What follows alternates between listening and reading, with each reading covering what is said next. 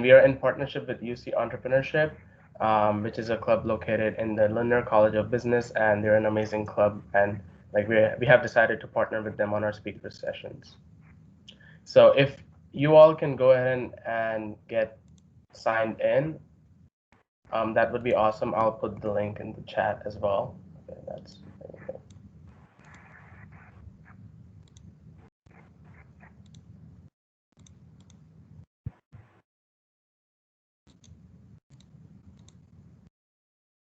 I don't know why it went like that, but yeah, you can go ahead and get signed in or use the QR code here, so that you can either vote at future meetings and become a distinguished member. We also will share a lot of resources and the recording of this meeting after the event by next week.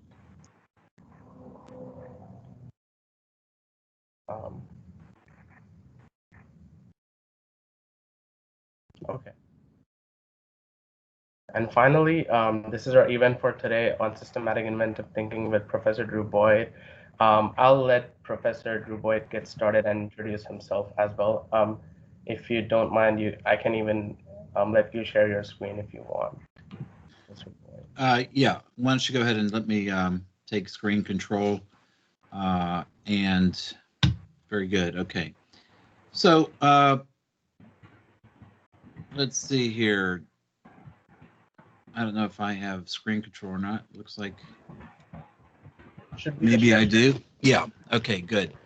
All right, good. Well, I'll tell you what. Let me go ahead and share my slides. And can you just confirm that you see my slide, Innovation Inside the Box? Yes. You do. Good. All right. Hello, everybody. Thank you for inviting me tonight. I really appreciate the value of student organizations like this. And kudos to my colleague, Professor Myers, about getting a group like this and keeping it vibrant. You get so much out of graduate school and undergrad, but you really can get even more by affiliating with groups such as this. So kudos to you for taking the time to get the most out of your education that you can. I'm going to give you a very interesting message tonight. And that message goes like this. Believe it or not, creativity is a skill. It's not a gift. It's not something you're born with. It's actually a skill that you can learn like any other skill. Now, most people don't believe that. Most people find that a little bit hard to believe because they've been maybe told all their life that they're very creative or whatnot. But in fact, I'm going to show you that, in fact, you can be creative. It really just takes knowing the guidelines. And, you really, if you think about it, think about your job potential and your value to a company. Imagine being able to go to an interview for a job and saying to them, hey, guess what? I actually know how to invent new products and services. And being able to say to them, hey, look, I can invent products for you right now if you'd like. That would be amazing. And think about your value and how attractive you would look to a potential employer if you really could say that. Well, I'm going to show you the method that would allow you to say that and encourage you to think about taking courses here at Lindner that would actually give you this skill. We have 2 hours set aside. I don't think it's going to take all that time, but I want to really give you this sense of creativity as a skill that can be learned. I think it's great news because, by God, you don't want to be in this situation for the rest of your life, do you? You get back to that goddamn cubicle and start thinking outside the box. Think outside the box. How many of you have heard that before? I'm willing to bet a lot of you have heard it. It's a very common phrase, a very common catchphrase in the world of creativity. And what most of you don't know is where this phrase comes from. So I'd like to share that with you. This famous phrase, think outside the box, is popular because of this puzzle. This is a famous puzzle. It's called the 9-dot puzzle. and I'm willing to bet a number of you have seen this puzzle before. It's a puzzle because you have to take your pencil and with just 4 straight lines connect all 9 dots. And it's tricky unless you know the secret to this puzzle, and let me share it with you.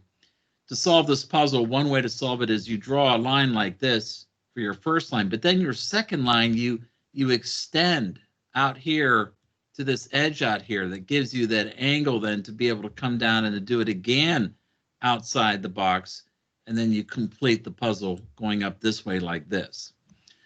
This puzzle, the story of this puzzle is that it was used in the 1970s by a researcher named P.J. Guilford. And when P.J. Guilford administered this puzzle to people, he found that on average, only about 20% of people could solve the puzzle, 20%. And so he concluded that it was obvious. If he could just get people to think outside the box, they would be more creative. Well, guess what?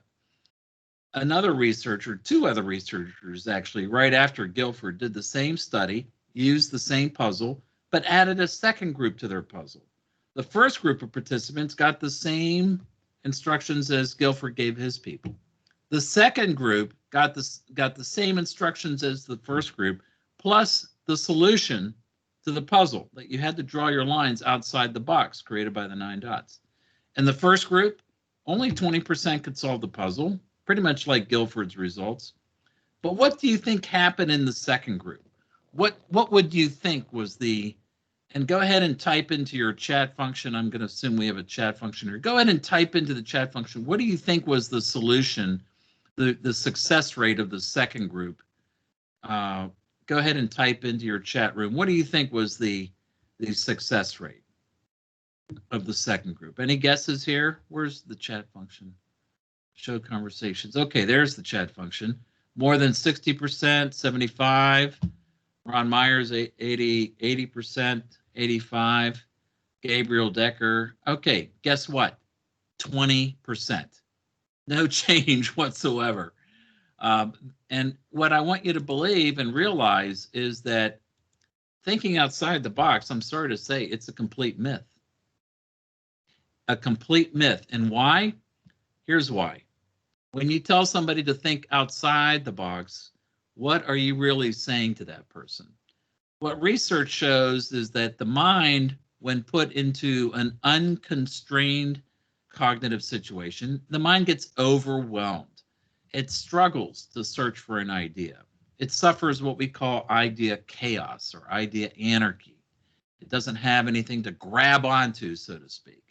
And what I'm going to show you is that better thinking happens when you constrain your mind to a well-defined area that I'll define for you later, using a set of tools to guide and channel your ideation for you. Sound crazy? Well, let's keep going. Let's look at some creative examples to give us a start here. I want you to think about this group called the Beatles. I'm sure you've heard of the Beatles. The Beatles were the most successful band in rock history. In fact, Paul McCartney, this guy right here in the bare feet, Paul McCartney, at one point, he had not just 1, but 2 of the top 10 best-selling songs of all time. Billion-dollar selling songs. I mean, it's just remarkable to have 1 best-selling song, but to have 2? How did he do that? Well, in one of the biographies about Paul, I found this passage. Let me read it to you. It said, as usual for these co-written things, John often had just the first verse, which was always enough. It was the direction, it was the signpost, and it was the inspiration for the whole song. I hate the word, but it was the template. Paul and John had a series of patterns, formula, templates that they used to write songs. And they're not the only songwriters and composers that use templates. Others do. In fact, it's not just musicians. You look at artists like Pablo Picasso or Salvador Dali, any of the famous artists, successful artists, they are using a pattern, a structure in their paintings that's immediately recognizable. You look at authors, famous authors like Agatha Christie, famous author, or Daniel Steele. They all use a pattern in their books. It's also poets, Robert Frost. They all use patterns. And what's interesting is they don't want you to use a pattern. They don't want you to know they use a pattern. And why do you think that is? Go ahead and type it into your chat room. I'm going to put you to work tonight. Why do you think? Type into the chat why you think they don't want us to know they use a pattern. Type into the chat, why do you think they don't want us to know they use a pattern?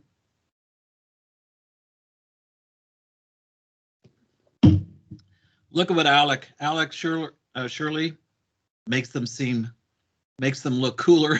Okay. Then we won't think of it as so special, Tyler.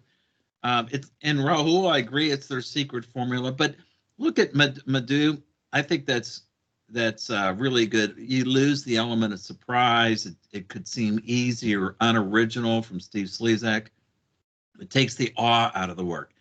I agree with you. I think that's true. A lot of people don't realize they're using patterns, but here's what's true. Using the pattern is what boosted their creative output. And what we should all be asking ourselves is, look, what if we use patterns? What if all of you used patterns? Ron Myers, what if you used a pattern, Paul McCartney's pattern? Would you end up with $1 billion selling song? Well, Ron, probably not. But here's what I'm willing to bet. I'm willing to bet if Ron used Paul McCartney's pattern to write a song, he would end up with a more creative song than if he didn't use the pattern. That's all. Patterns can boost our creative output, no matter where you're starting from in the creativity scale. And it's not just creative artists that have used patterns.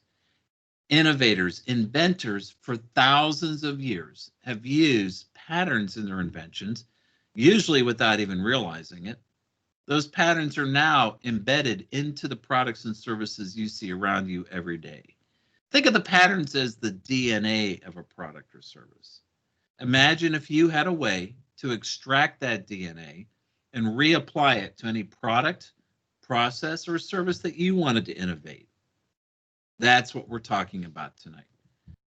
I'm introducing you to a method of invention called systematic inventive thinking, or SIT for short.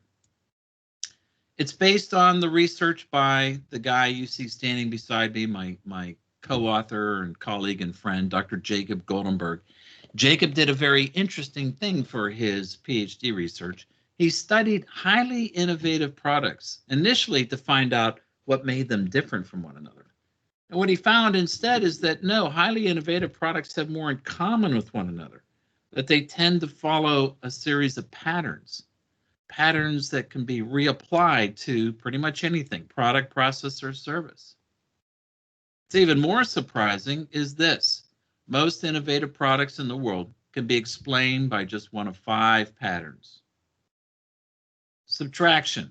Many inventions were created by eliminating core components rather than adding new systems or functions. Task unification. Many inventions were created by forcing a component in the system to do an additional job, something it wasn't designed to do. Multiplication. Many inventions were created by taking a component in the system, you copy it but change it along some qualitative line. Division is taking a component or the product itself and you cut it physically or functionally and then rearrange it. And then attribute dependency. Attribute dependency is when you take attributes of the system, one of the product and one of its environment, and you create a correlation between the two of them. As one of them changes, the other one changes.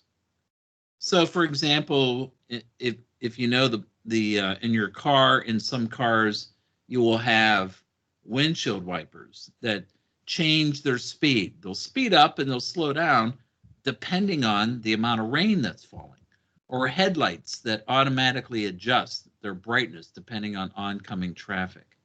These are examples of the attribute dependency technique. Now, what I'm going to do with you tonight is I'm going to teach some of these tools. I'm going to teach you 2 of these tools. We're going to practice them. I'm going to put you to work. So so get ready to do some work. It's good to have you tonight, and I'm going to certainly leave time for questions. If you have questions, you're certainly welcome to put them into the chat. But let's get started. Let me go ahead and teach you a little bit about what this is all about. So with 5 patterns, then the question becomes this: how do we use these patterns? Well, to use this method, you have to buy into a very important premise. And that premise is this: most people think the way you innovate is you start with a problem and then you develop some sort of solution to that problem, from the problem to the solution. Well, guess what? Imagine being able to start with a solution and working backwards to the problem that it solves. Sound crazy? Well, guess what? Humans are actually better at that direction than the other direction. Let me see if I can show you that or prove that to you. Can everybody see me? Am I on screen, or how do I'm sorry, I don't use this. I use Zoom mostly, but let's see. Drew, I think your camera is off. Let's see. Turn off incoming video. No, it's on. So if you look at the upper right, you'll see a camera icon and a microphone icon and a... Okay. Let's see. Click camera on that icon. baby. Upper right? No. Upper right. Okay. So I see me, and I'm going to get my my picture on here because I want to show something. And let's see. Camera off. Camera on. Oh, I know what it is. There you are. Now you're on. Now you're on. I'm on. Okay, good. All right. So, and do I have a way to spotlight myself, or can everybody see me because I'm speaking? Is that what's the? Yeah, we can see you because you're speaking. Okay, you can. Everybody can see me because I'm speaking. Good. All right. Well, let me do this. What do you see me showing you right now? A can, a blue can, right? Okay. Now, I want you to imagine the following. I want you to imagine that I'm holding a baby's milk bottle, and this milk bottle changes color when the temperature of the milk changes. Now, quickly type into your chat function. Very quickly type into the chat function. Why would that be a benefit? Why would it be a benefit to have a milk bottle that changes color when the temperature of the milk changes? Quickly type into your chat function. Okay, that it's gone about. No mouth burns. Baby needs medium to hot milk. Why else? So the baby's milk is ideal. Okay. Save time for the person. Sure. What else? Easy. No temperature check before feeding. Good. Yeah, a lot of benefits, especially the one about not burning a baby with milk that's too hot. Good. Now I'm going to ask you this. I want you to imagine that instead of that question, I said to you this: hey, we need to come up with a way on how not to burn a baby with milk that's too hot. How long do you think it would take us tonight, right now, to come up with color changing milk bottle? How long? Type it into your chat. What do you think? How long would it take us in this group to come up with that kind of solution? 6 hours? Lots of laugh. Yeah, I think you're being optimistic. 6 hours, 10 to 15 minutes? Gabriel, I don't know. It would take a lot of brainstorming. Well, guess what? Shashank is mentioning a technique that doesn't work. 3 weeks. Yeah, you know, here's the point. The point is, if I asked you to come up with a color changing milk bottle, it would take you a much longer time than what you did the first time, which is take color changing milk bottle and connect it back to the benefit that it solves. So I want you to believe you already have this ability to go from the configuration color changing milk bottle back to its benefit. Now, I'm not suggesting you give up on problem to solution innovation. That's not what I'm suggesting at all. What I am suggesting, though, is that we develop both sides of your thinking, two directions of innovation. Learn how to use your brain in a different way, this new way, to produce ideas your mind wouldn't have produced otherwise. What you see here is the cognitive process that you follow, the steps that you follow inside your brain to produce an idea using this method. Here's how it works, and we're going to practice this in a minute. We start with an existing situation. That existing situation could be a product, a service, a process, a business model, an area, a problem. It can be anything. We start with an existing situation, and then we define this thing I call the closed world. And I'll explain what that is a little bit later. But we define the closed world to give us even more focus. And then we apply one of the thinking tools. One at a time, we apply one of these here, division, attribute dependency, etc. When we apply the thinking tool to the existing situation, it morphs it. It changes it into something we call a virtual product. A virtual product is hypothetical. It doesn't really exist yet. Color changing milk bottle. It's just an idea, and we define and visualize it. And then we take that virtual product and ask ourselves two questions, but always in this order. The first question isn't, can we do it? The first question is always, should we do it? What would be the benefit? Who would want a color changing milk bottle, and in what situation? Who needs this thing? I call it the market filter, right? Let's filter it out. Let's make sure it has some value.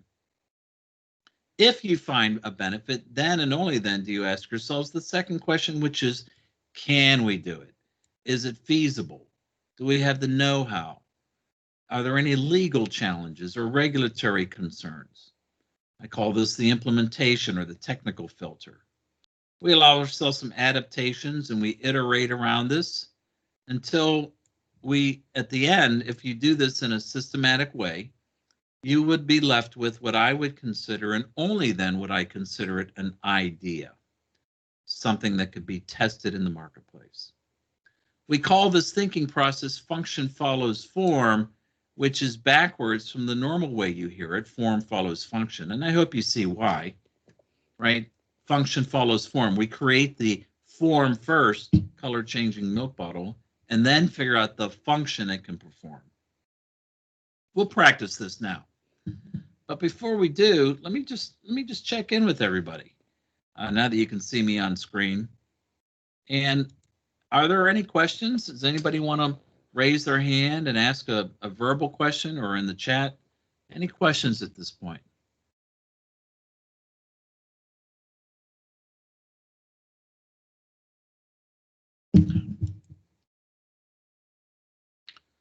Anybody? Anybody have a question? Okay. Where's our beverage? Yeah, thanks, Ron. Who came up with this process? So Dev, the process was developed by my co-author and a group of his colleagues and me.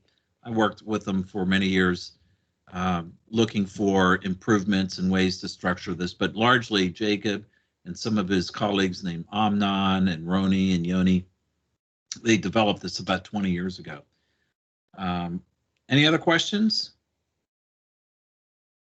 Okay, so we'll give you time, no problem, to ask questions later. Let's go ahead and learn our first technique. And so let's begin by looking at this slide. And I want to ask a question as follows. What do these items have in common? What do these items have in common? So up here in the upper left, we have a package of powdered soup. Here we have a contact lens, just an ordinary contact lens. Down in the lower right is a child's high chair that would slip over the edge of the table, the kitchen table. And here's an exercise bicycle. So go ahead and type into your chat function, what do these items have in common? What do these items have in common? Anybody see it? All consumed or for consumers. You're correct. Humans use them. Personal stuff. They all currently exist. True, Chuck, but that's not what I'm looking for. Hi, Chuck. Good to see you. They all have some sort of plastic. Yep. Human use. Keep going. They all solve a problem. Again, correct, but not what I'm looking for. They're all solutions. That's right, Steve. Slezak. What else? It's not on the screen anymore, I know. You have to have a good memory. Any guesses? I'll put it back up. Were they all? No, they all weren't accidental inventions. Ah, Ron Myers. Okay, Ron. They are products of the subtraction technique. He's exactly right. And as I think back, I'm guessing that Ron has taken my course before. Yeah, he's exactly right. The examples here all could be explained by the subtraction technique. For example, what's been subtracted out of this packaged soup? The liquid. What about the contact lens? What's been subtracted? The frames. What about the high chair? Of course, the legs have been subtracted. And then, of course, the rear wheel here. This is the subtraction technique. And here are the steps of subtraction. And Ron, I should tell you and the team that I will be making available a link so that your attendees tonight can download these slides in case they're interested. All right, we're going to practice subtraction. So let's learn how to do it. I'm going to get you engaged here. To use subtraction, we always start with a numbered list of the components. We just take sort of the major components and make a numbered list. And then we pick one, preferably an essential one, and we imagine removing it from the product. That creates the virtual product, that virtual product like color-changing milk bottle in the previous example. And then we ask ourselves the two famous questions. Always the first question is, should we do it? If we find a benefit, we ask, can we do it? And if necessary, we can replace the function of the component, the missing component, but not with the original component. It has to be something else from the immediate vicinity, an area that I'm calling for now the closed world. I'll explain more in a minute. And then we modify the new product to improve it. Okay, those are the steps. So let's go ahead and practice subtraction. Get ready to type into your chat function again. You guys didn't realize you're going to have to work so hard tonight. You thought this was just going to be a free ride, right? No, we're going to make you sweat here, put you to work. All right, let's talk about how you use subtraction. And let's imagine we're going to apply subtraction to just what you see here, an everyday flat screen TV. All right, so the first step of subtraction, you always start these techniques by making a list. You always start the techniques by making a list. So let's make a list of the components. Let's go ahead and make a list of the components of a TV. All right, so what do we have? We have screen. What else do we have? We have the frame. We have speakers, right? We have speakers. What else do we have? We have a remote control. We have a stand. Forgive my handwriting. We have some inputs, HDMI. And that's pretty much it. We have a brand name, Panasonic in this case. All right. So now we list out the components of the unit. So let me ask somebody in the audience. I'm going to ask, let me pick on Gabriel. Are you there? Can you put your screen, your mic on? What component, Gabriel, would you like us to remove?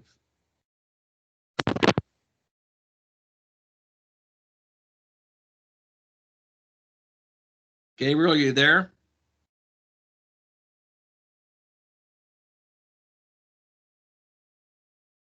Okay, might be having tech problems, but we can't hear you, Gabriel. So let me go ahead and pick on somebody else here. How about if I pick on Gabriel? Is that you? Are you there? I think she's trying. Okay, she wants to take out the stand. I'm Gabriel? I'm assuming it's a she, but it could be a guy too. I apologize. Now, Gabriel, I have a question for you. Why did you take out the stand, or better yet, why didn't you take out the speaker? I'm sorry. Why didn't you take out the screen? Why didn't you take out the screen? Can you go on voice, or would you rather not? You just want to type it in. Gabriel's thinking, great. Of all the people he'd pick, he'd have to pick me.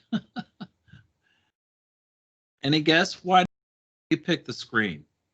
Why don't you think Gabriel picked the screen? Any guesses? Because it's an essential element. That's what makes Because the it's an TV. essential element. It's too important, right? And all of a sudden, as soon as you take out the stand, I mean the screen, it just seems to be very, very weird. Like you took what out? And here's what's interesting. And Gabriel, guess what? You're not alone.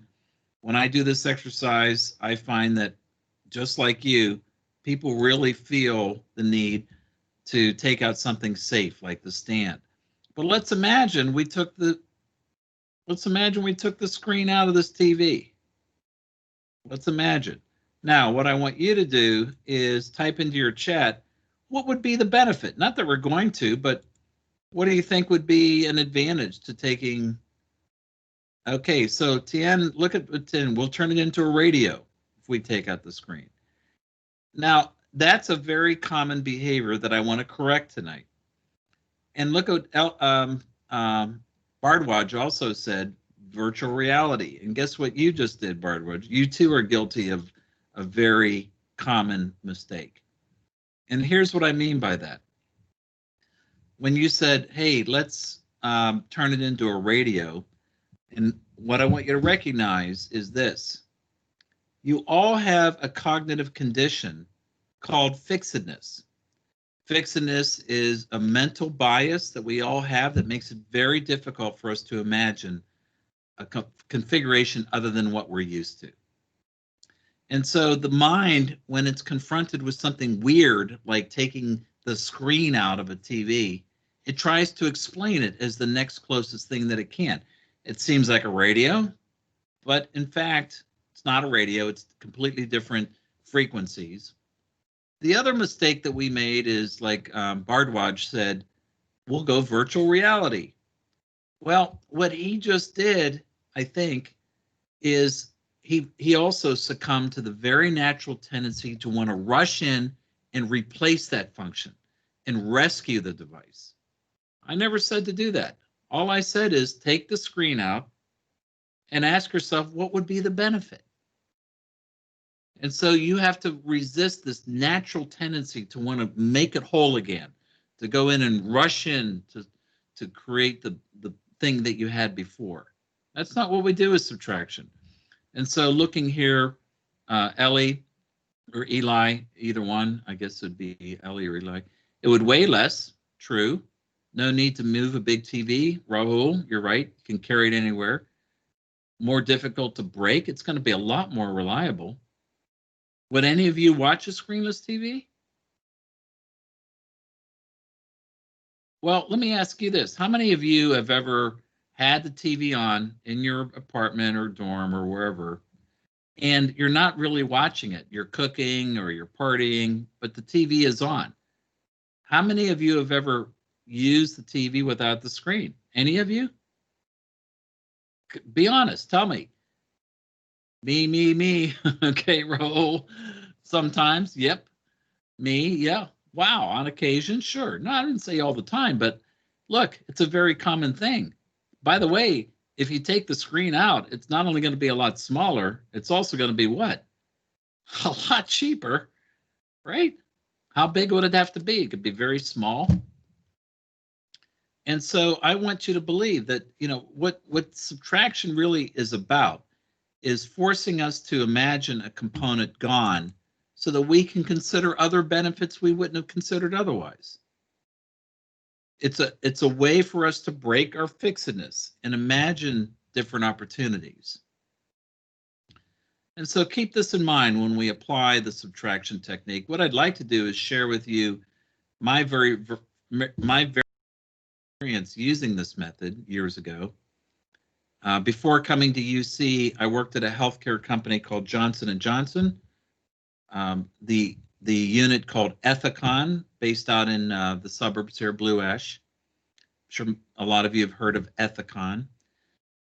We made medical devices, but we decided to get into a new adjacent market. We wanted to get into the anesthesia business. And so we put together a team and we created the device that you see here on the screen. And this device would be used in surgery, a surgical field like you see here.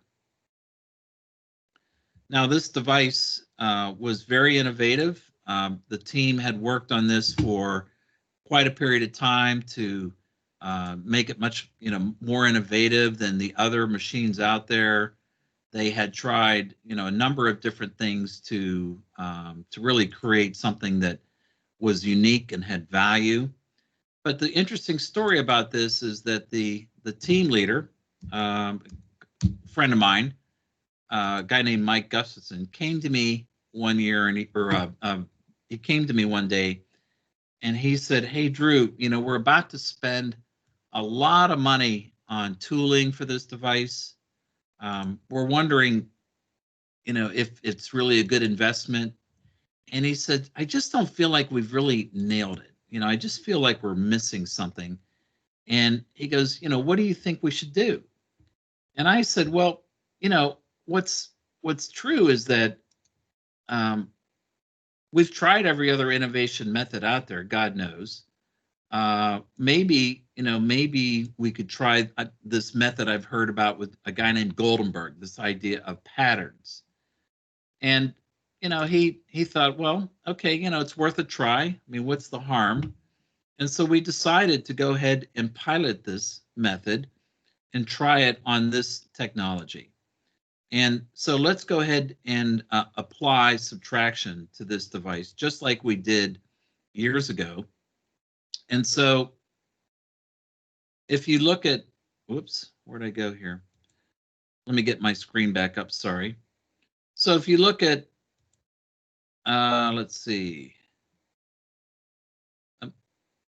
So I'm not able to screen share anymore. Wondering why.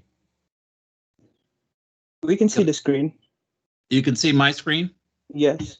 What do you see? Okay. The device. Okay, good. And then what do you see now? The device with some words next and to numbers. it. All right, good. Yeah. All right, so let's go ahead and apply the subtraction technique just like we did with the TV. And so what you see here is the unit, the screen, kind of like the keyboard, or screen like just like the TV. A keyboard, it has software, it has a CPU and a backup battery. Okay. Now, in the interest of time, I'm going to focus on just two of these. I'm going to focus on the backup battery, and I'm going to focus on the screen. All right. Now, let's start with the first one. Let's start with the backup battery. I want you to imagine you were in this workshop and you're told that, hey, you have to take the backup battery and imagine it's been removed. All right, go ahead and type it into your chat room. What would a benefit be if you were to take out the backup battery? What do you think a benefit would be if you took out the backup battery? Now, this is a component that's required by law. Yeah, it's going to be lighter. It's going to be bigger. It's room for a bigger main battery. Actually, what the engineer told me, he said, Drew, if you really could take out battery. He goes, you wouldn't believe how incredibly simple this project becomes.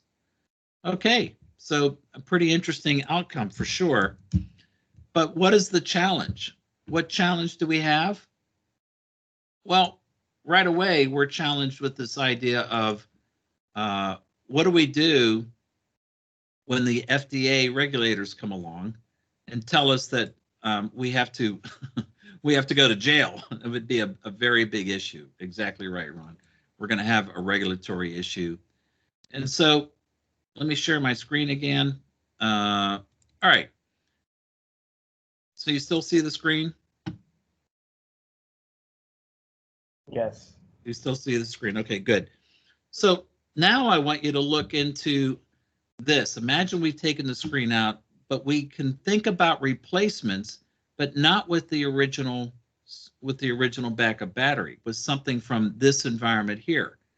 Now I'd like you to type into your chat room, what do you think could replace the backup battery of this machine from this environment here? Any guesses? Go ahead and type it in. What do you think? What do you think would be a potential replacement for the device from this environment here? Any guesses? Take a look at that room, that operating room. Okay, so Tyler, it could be a person, you know, operating some sort of electrical generator, but you don't see any type of hand crank device in there. All you have are the elements that you see in there.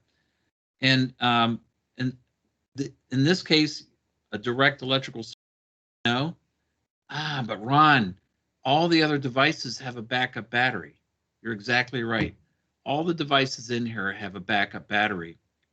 And what the engineer said is that you could imagine attaching a power line, a cable from the anesthesia unit to the backup battery of one of these other devices, like the defibrillator, for example, the device that has the little paddles on it that applies electrical shock to your heart.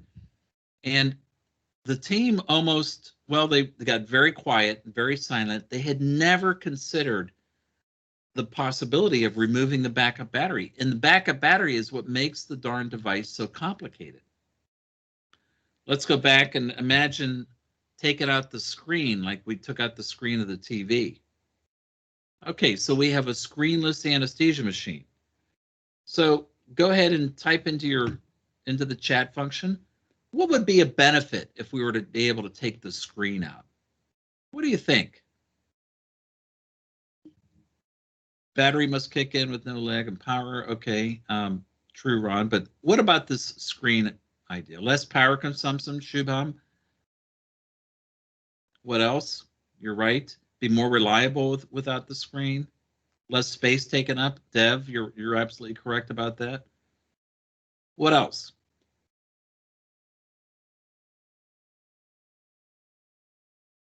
What else? Smaller device can fit into smaller places. You're exactly right. Dev, keep going. What else? We've removed the screen. It's going to be smaller, lighter, probably cheaper, more reliable. It may reduce cost, Tian. Lower complexity, great.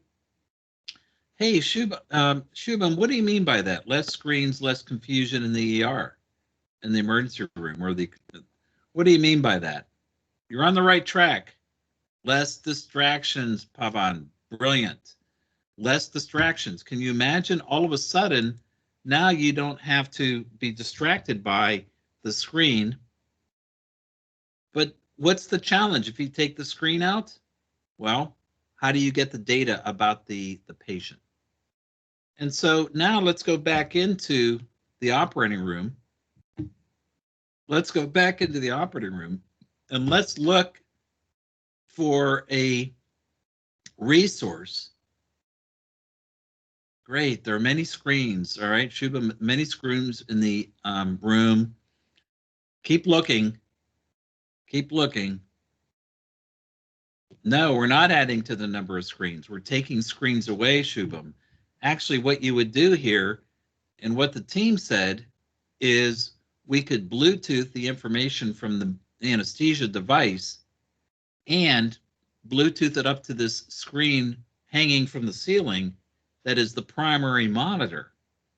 The benefit, of course, being that now you only have one place to look to manage the patient. And it was a really brilliant idea, really simple idea. The team had never considered something like that before.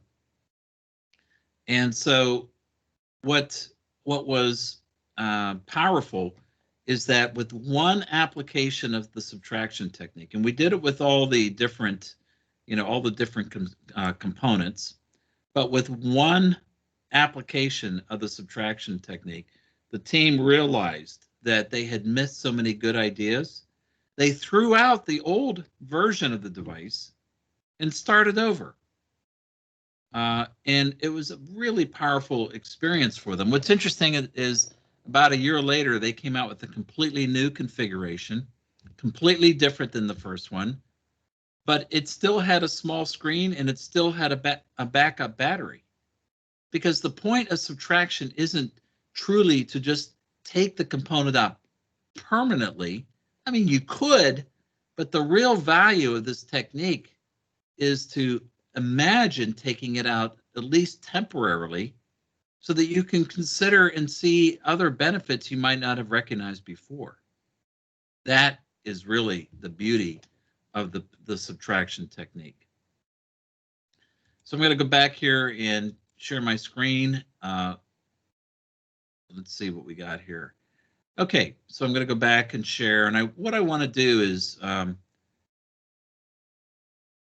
let's see, I've got a question from Dr. Matthews. Can you tie this back into breaking fixedness? Yeah, I absolutely can, Chuck. So the question is this example, this story about the anesthesia machine, which I have back up on screen here. If you look at this device, what's true is that the team was having a very difficult time imagining other configurations than what they know. And when you take the screen out right away, it's foreign to the mind, right? The team worked so hard on developing a great screen. And so they had strong fixedness. Fixedness is that mental structure that we have in our head. By the way, fixedness is good. We all have fixedness, and there's a good side to fixedness. And by that I mean we have fixedness because it's how we understand our world. It's how we piece things together. It's how we know things like traffic signals and eating utensils, and we just have a well understood structure about how the world works. But when you want to be creative, you need a way to break fixedness. And the only way to do that is with a cognitive tool. Or let's say the best way to do that is with a cognitive tool. So in this case, Chuck, the team had very strong fixedness because it had to have a backup battery. Well, that's a regulation, but it doesn't mean you can't, for this exercise, imagine it out so that you can see other benefits. You're not going to take it out permanently. You can't, but you could see benefits right away that they hadn't considered before. I'll talk more about fixedness, another type of fixedness, coming up in a minute. All right, we are at about coming up in the hour here. I'm gonna go through and teach you another technique, but before we do, introduce a very important principle to you. So far, you've learned the principle of function follows form, the principle of patterns, the idea of patterns, the principle of fixedness. Now here's another one. It's called the closed world principle. And the closed world principle means this. The closed world principle says that when solving a problem, one should strive to, when solving a problem, one should strive to use only those resources that exist in the product or system itself or in its immediate vicinity. Now, what that means is this. What that means is that when solving a problem, the further away you have to go to get a solution to the problem, the less creative it's going to be. That the closer the solution is to the problem, the more creative it's going to be. In other words, there's an inverse relationship between the proximity of the problem to the solution and its level of creativity. Think of the closed world as an imaginary boundary around the usage situation. You get to decide on the size of the closed world. You get to decide on the shape. You get to decide on its location.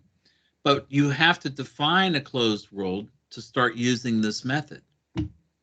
Now, let me see if I can prove to you this point about the proximity argument. I want you to imagine that you are out driving around and all of a sudden realize that you have a flat tire. And gosh darn it, you go to the back of the car to get out the things to change a flat tire, and you find out that the lug nuts, the bolts that hold the tire on, are rusted and they won't turn. They won't turn at all. And it's very frustrating, and you try and you kick but you can't get them off. Okay, so go ahead and type into your chat, what would you do if you couldn't get the spare tire, the flat tire off the car, if they were rusted shut? What would you do? Type it in. Who has an answer? Call AAA. Very good, Rebecca. Very good. Call a tow truck, Gabriel. Nice. Good. Yeah, call somebody. Okay, use soil to increase friction. Alter the tool being used. What do you mean by that, Alec? What would you do? Alter the tool. Give a little more force on it, maybe. Okay. So yeah, probably a normal solution would be just to, call someone. But Alec, you've got a good idea. Lengthen the tool with something. I don't know what that something is. Imagine you're out in the desert and in a remote area. Okay, so what you could do is use your cell phone to call for help, and you could hitch a ride or call Uber or call your dad or something. I don't know. Now let's change the exercise. I want you to imagine we define the closed world as just the car and everything inside the car.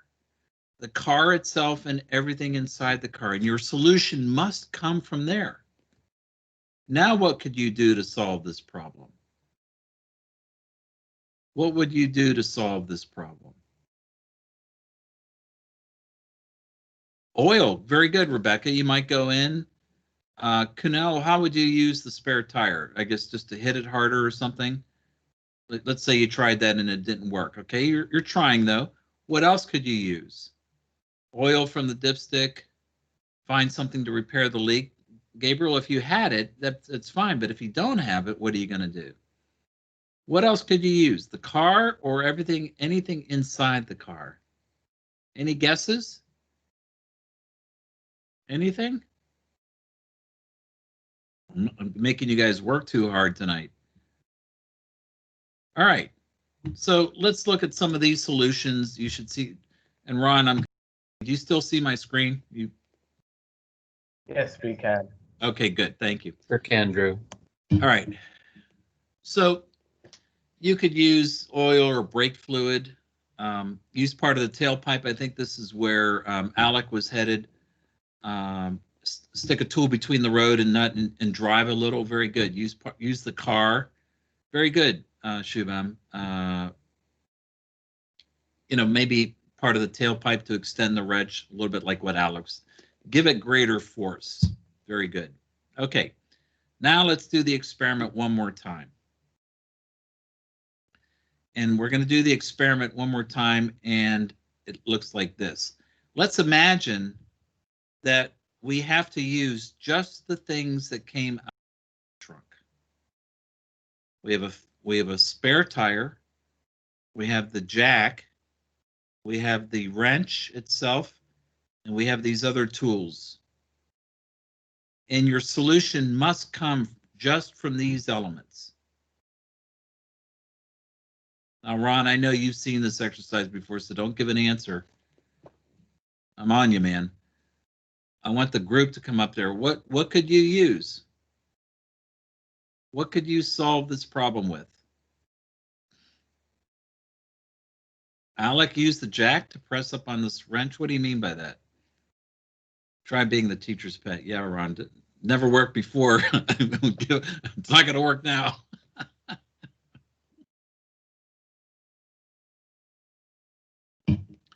Look at Alec. Alec.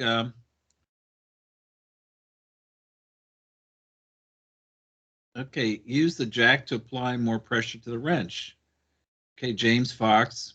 Jack the car up in the other side, maybe? No. I think, let's look at Alex. Use the jack to press up onto the wrench. I think I know what you're talking about. Alec, are you looking at a solution like this? Is this what you had in mind? Yeah, that's what I was thinking. That looks pretty good, huh? Okay, good. All right, now, here's my question to you, Alec and everyone else. Alec, the jack was always in the problem, right? Why did you just see that solution now? What changed? There could have been easier solutions, maybe. Well, you know, the jack was always there, but as Nichelle said, I think it's things were, you know, you focus on the things that were available. And what changed for you, Alec, the constraints, Shubham, very good. As soon as I changed the closed world, that's what I want you to think about here. As soon as I changed the closed world and focused it tighter on these components, all of a sudden the jack became a much more prominent potential solution. It was always there, but only when I defined the closed world very carefully for you. And Dev, I think you're right. When the focus was spread out on the entire world, we didn't focus on the jack. Very good explanation, Dev. Very good explanation. And this goes back to Professor Matthews' question about fixedness. Where is our fixedness with the jack? How do we think about the jack? The jack is used to jack up the car. We don't use it to remove lug nuts. And so it's hard for us to imagine that component, the jack, doing this additional job. Okay, so the closed world principle says you should always define that closed world and define it around your problem and then seek to find a solution within it. Here's kind of the bottom line. Gee, why didn't I think of that? You know, using the cell phone or hitching a ride, hey, those are perfectly fine solutions. They're not very creative, but then I'll never say that the best solution to a problem has to be creative. It doesn't have to be the best solution, but when you want creative solutions, you need to do a better job of thinking about the closed world. Close in and define it so that, as Dev says, it gives you better focus on what is available.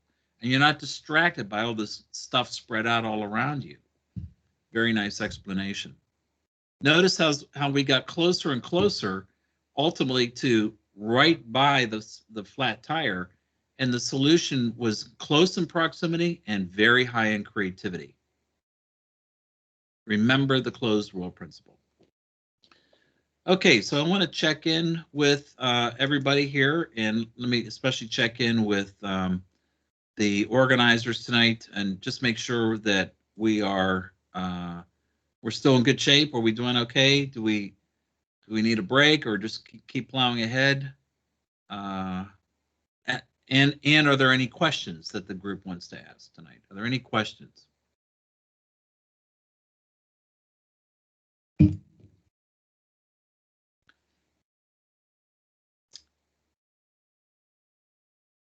Any questions? Nope. Okay, good. Well, I'll tell you what, I'm going to teach you one more technique. Loving it so far. Good. And Shubham, yeah, I'll definitely share the PowerPoint. We'll definitely be sharing it. If we have time, I think we have till 7 o'clock, so I won't take all that time, but I can share one more technique with you if you're interested. What do you say? Let's get a vote. How many people do we have on here? We have how many participants do we have here tonight? Let's get a vote. Do we want to keep going? 31 people.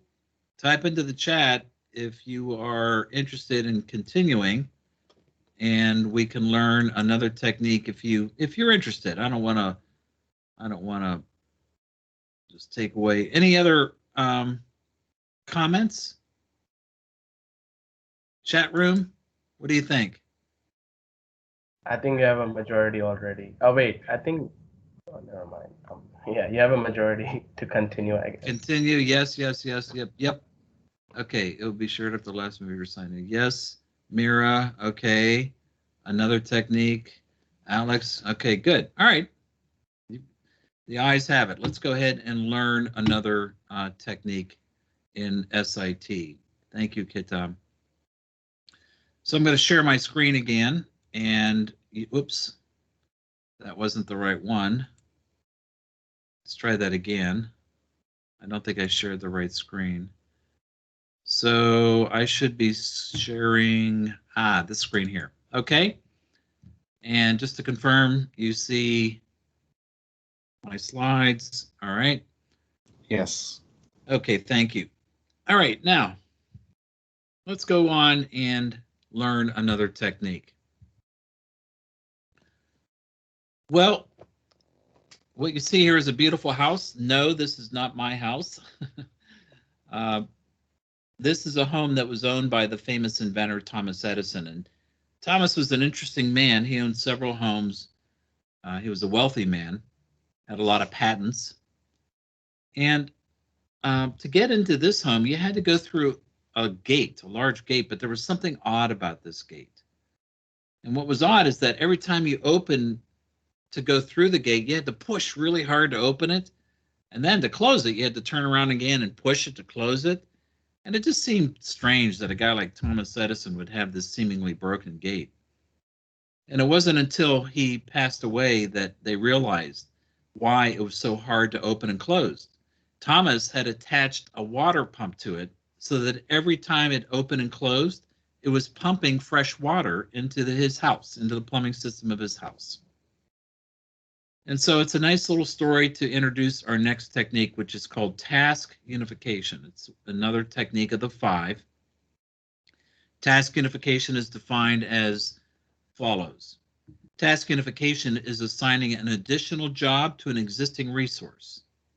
A component has its original job, and now it has this additional job. To use task unification, we do the following. We list the internal and external components. Then we assign a task to a component. We grab a component randomly and force it to do additional work, something it wasn't originally designed to do. That creates the virtual product for us. With the virtual product, then we ask ourselves the 2 questions. Should we do it? If we find a benefit, then we ask, can we do it? And then we modify the new product to improve it. Task unification. Now, I like task unification. It's a very powerful technique like all the others. Instead of using it on innovating a new product, though, we're going to innovate it on something else. We're going to imagine the service we provide in a grocery store. Let's imagine that you all get great jobs with the large grocery company here in Cincinnati called Kroger. Now, one of the things that grocery stores try to do is they try to keep people in the store longer because all the research shows they tend to buy more. In fact, what do grocery stores do today? If you go in a grocery store, they do things like putting all the important things in the very back of the store, or they offer samples or wine tasting or other things to keep you in there. Now we're going to apply task unification and see if we can come up with some interesting ideas. And I'm going to, again, put you to work here. So get ready to answer some questions in the chat. Now, we start task unification by making a list of the components, just like you see here. And so we have carts, registers, shopping bags. Notice that I also put things like customers and employees. They are in the closed world of the grocery store, so they're components. Okay, now I'm going to stop sharing here for a minute, and what I want is I'm going to ask a question. Let's see, instead of Gabriel, I'm going to ask who answered the question before. How about Eli? Eli Garcia. Pick a number between 1 and 20 quickly. 17. What is it? 17. 17. Very good. Okay. All right. So he picked component 17. And now let's see where that puts us. Okay. Component 17, the parking. The parking. Now here's what we do. Here's what we do. We imagine a virtual product that sounds like this.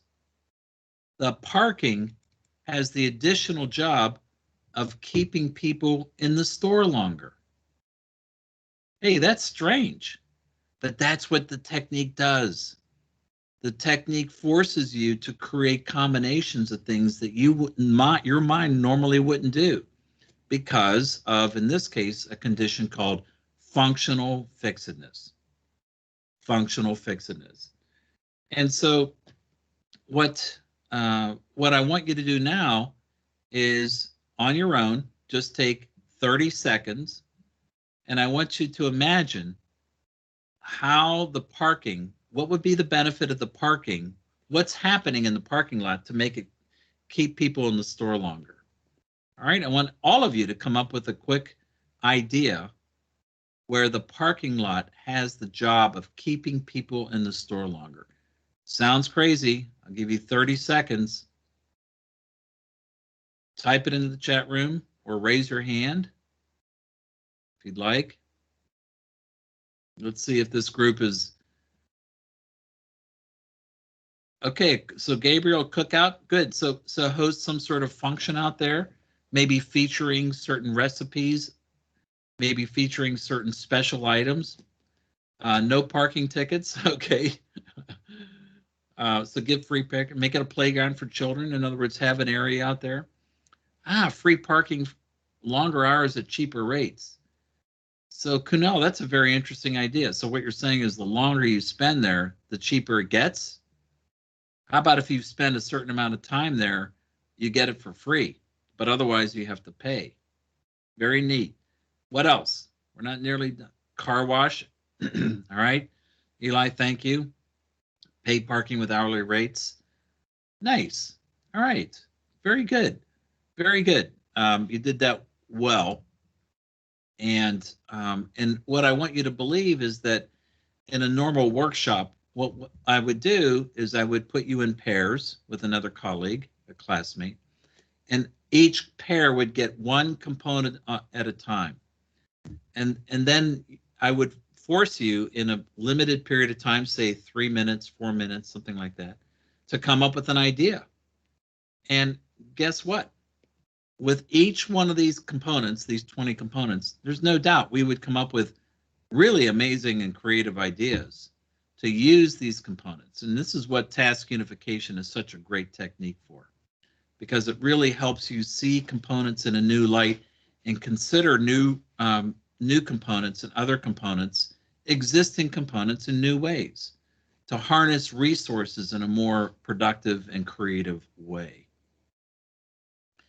So I don't think I have sound. So can you hear this?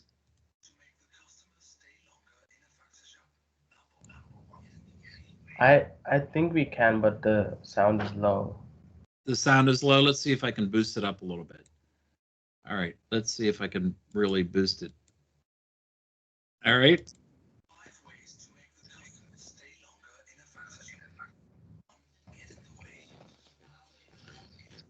Drew, we can barely hear it. So Barely hear it. Okay, then I'm going to skip over it, unless maybe there's a function. Yeah, the Yeah, I think you can unshare your screen and then reshare it, and then there's gonna be a share audio there. Okay, good. Share audio in addition to the screen. Yeah. Yeah, I see it. Okay. So freehand, eCam, overlay, cinema effect, sound levels, scenes. Okay, so yeah, not letting me. So I'm just going to go ahead and it'll be in the deck that you get sent. But let's go ahead and what I want to do now is show you some examples of the task unification technique that would be examples that demonstrate this technique very well. And then I'm going to ask you all to come up with some examples of task unification. So I'm back to sharing my screen. And take a look at this example. In this example, you see, of course, an apple. But if you look closely at the label, there's something very interesting about that label. That label has a barcode for checking out. But then when you get home and put this under water to wash it, the label dissolves and turns into a soap appropriate for washing fruit. Very creative idea. This idea is, again, task unification. And of course, this is a baby's pacifier that has been modified, task unified, to also take the baby's temperature. This is what parents are always worried about, the baby's temperature. Very nice creative example. Now here's an interesting one. This is a device to lift up a car to change the tire. You would use this in an off-road situation or it is uneven. And my question to you is, what component has been recruited here? What component has been task unified here? Go ahead and type it into your chat. Ah, the exhaust, Gabriel, exactly right. The exhaust, the silencer. Yeah, I think you meant the muffler, right? The silencer, the muffler, exhaust. And my question to you, go back to the comment from Professor Matthews about fixedness. When you think about the exhaust of a car, what's the natural response that you think of? Where's the fixedness? How do we think about the exhaust of a car? Type it in. What's the normal way we all think about the exhaust? Waste, exactly right. So removal of waste. Yet here is a wasteful, dangerous component, and it's actually been recruited to do some valuable work in this example. I love this example. Now we use task unification a lot for marketing communications. Here's a park bench that's been made to look like the world's most famous candy, Kit Kat. Or this is a security grate for a music store that's been made to look like the front of a guitar, an electric guitar amplifier. In this case, a brand known as Fender. This is an interesting feature in cars made by Nissan. Nissan makes a car with what's called the Easy Fill Tire Alert. When you fill your tire with air and reach the correct pressure, the horn goes beep beep to let you know that you've reached the correct pressure. A great idea. Just love that idea. This one still blows my mind. This one is it's a subway station in Korea. And the way this works is that you can see people getting on the subway car here, but the walls on the subway platform have been made to look like the shelves of a grocery store. Commuters on their way home scan the items they want to buy. The list is texted to and paid for to their local grocery store, and then they pick up the items on the way home. Very, very clever and creative idea using closed world thinking. These all have the beauty of the closed world principle inside of them. So when you define task unification, you define relevant closed worlds around you or your colleagues. You can define the closed world anywhere, And then you define relevant how-to statements. Like, for example, if you were looking for ways to create networking opportunities between you and your colleagues, you would pick a closed world, make a list of components, and then create component lists, right? And force those components to do the job for you. Very, very powerful technique and way to use the task unification technique of SIT. All right, so I'm going to stop sharing there for just a minute and get ready to wrap things up here. But I wanted to ask, are there questions? Anybody have any questions? Any questions at all? You can raise your hand or you can go and put it in the chat. Any questions at all? Okay. So what kills creativity? Gabriel, that's probably a good question. No, not probably, it is a good question. Yeah, you know what kills creativity is the belief that you cannot be creative systematically. What kills creativity is all in your head. Creativity is a skill, like any other skill. And if you don't believe it, then you've just killed it. But I'm here to tell you that you can use your brain in a different way. Now, I'll tell you what stands in the way of creativity. It doesn't kill it, but what's the barrier is fixedness. And that can be dealt with too. You just need a set of tools. You need a set of tools to help you be able to break fixedness. So how can we train our creativity? Well, let me go back and share my slides and we'll talk about that. And here's some things for you to think about in terms of ways to learn this technique, these methods. First of all, Jacob and I have published a book. It's called It's called Inside the Box. Inside the Box. It's a very nice book. It's been published in 17 languages now. The bestseller. It's doing great. I have a new book coming out in January that also trains the SIT method. It's how to use the creativity techniques to create luxury, prestige items. But two other resources that you can take advantage of, and they don't cost anything. First is I have a weekly podcast. It's called Innovation Inside the Box. It comes out every Monday. And that podcast can be found on Amazon or Apple or Spotify. It's available on all the main podcast sites. And it's not very long. It's only 15, 20 minutes. And I give techniques and tips about how to be more creative, how to think inside the box, just like I taught you tonight.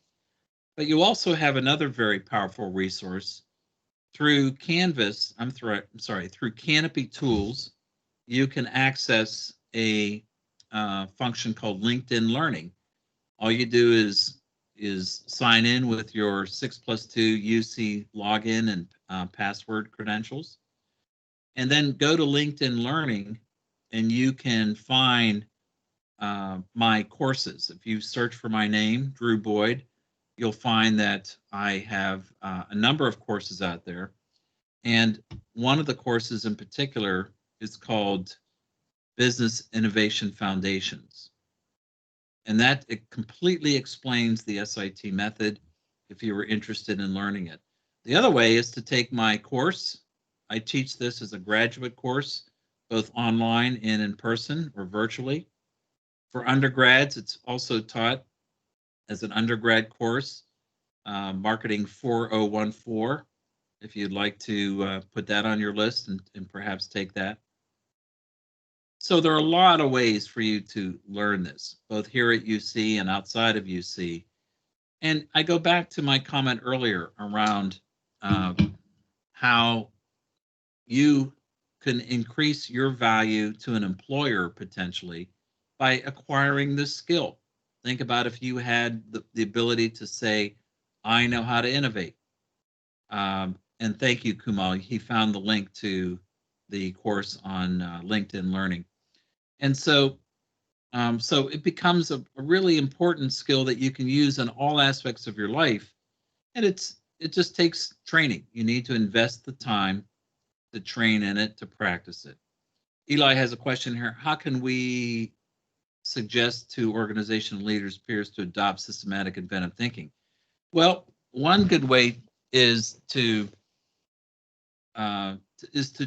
demonstrate it for them, to show them, and like Dev says, show them this meeting's recording. It's not as funny as you think. I do keynote addresses via virtual, like we are here, either on Teams or Zoom, all the time. I did one earlier this morning, and a couple others this week alone. So it's, it does take spreading the word. Alec has a question here.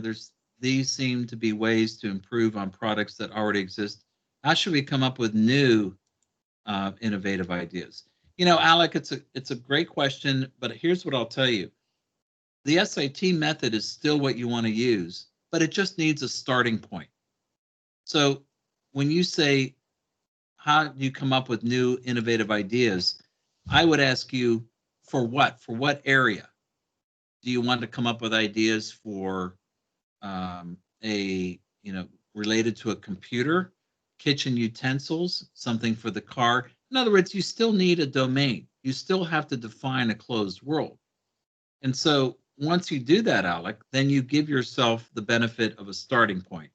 And the method will create completely new to the world. And Dev says it correctly. No idea is truly new or innovative. Every idea has a product origin. He's completely right about that. Every new idea has an old idea inside of it. And that's where the method really leverages that idea. But you're taking advantage of the patterns used by mankind for thousands of years. All right, well, I'm going to wrap up with one last piece of advice to all of you. You can see on my screen here. Never, ever, ever think outside the box. And I'll go ahead and end my screen share here and come back up on the camera. I think am I online? We cannot see your, if your camera is on, we cannot see you. You cannot see my camera. Okay. I don't know where I did it, but anyway, good. Okay, well, that is what I wanted to cover with you tonight. And I'm not sure why let's see. Set status, check settings. Anyway, okay. Devices, oh, I see. All right, good. Audio, speaker, microphone, and camera is Ecamm Live. All right. Or how about this? Can you see my camera now? No. Okay. I mean, not. All right. Well, sorry about that. And here I am at the top here. Okay. Well, so I want to go ahead and thank you for your engagement tonight. Feel free to email me if you have questions or interests in learning more about the method or being in one of my courses about it. I'm not the only faculty member that trains this. We have Professor Diane Harden in the College of Business and specifically in the marketing department. I have been working with colleges all over campus. I teach this at CCM to some of the faculty there. I've taught this to College of Nursing, to the College of Law, and to College of Engineering. So there's a lot of interest in learning creativity and improving our creative output. And I hope all of you will take the time to think about how it could improve your life and improve your career prospects by investing in learning this method. So thank you again for inviting me, and good luck to all of you.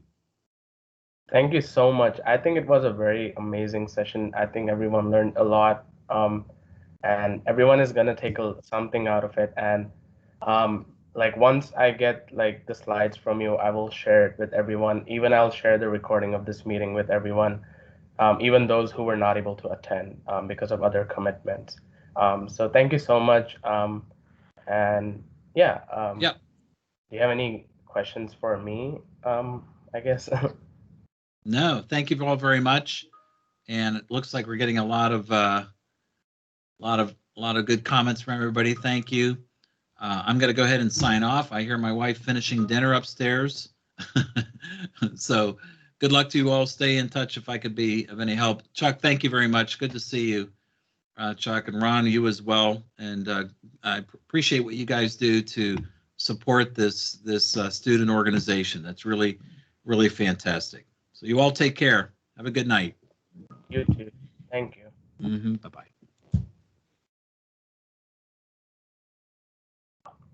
To everyone who's here still, I just want to let you know that we have another event coming up in 2 weeks on Wednesday, October 21 at 5 p.m.